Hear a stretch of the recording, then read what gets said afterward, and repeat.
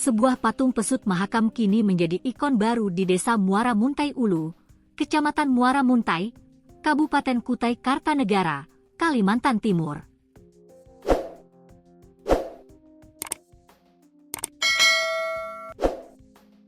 Menariknya, patung tersebut dibuat dengan biaya sekitar Rp350.000 dan memanfaatkan bahan-bahan sisa pembangunan masjid di desa setempat.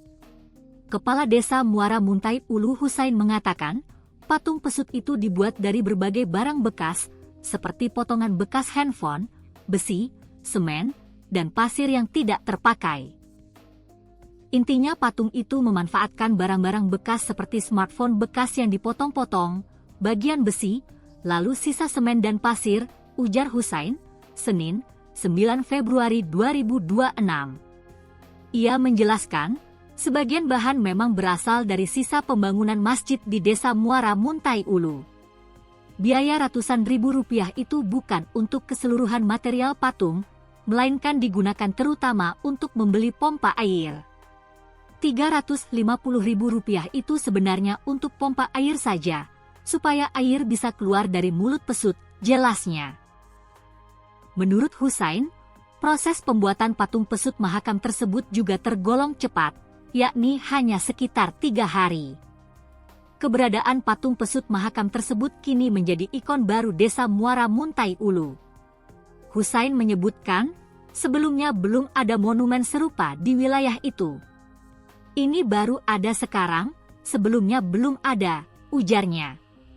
Sebagai bentuk apresiasi, pemerintah desa memberikan piagam penghargaan kepada pembuat patung atas kreativitas yang ditunjukkan.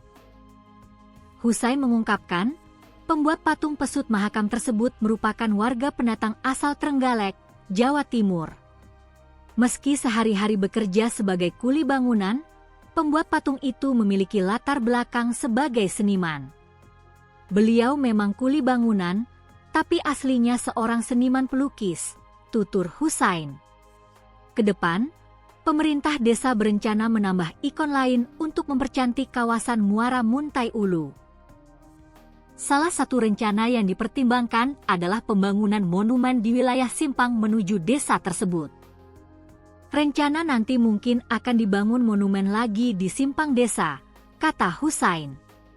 Ia berharap, patung pesut Mahakam itu dapat menjadi kebanggaan masyarakat sekaligus memperindah lingkungan desa melalui pemanfaatan barang bekas dengan biaya yang relatif murah.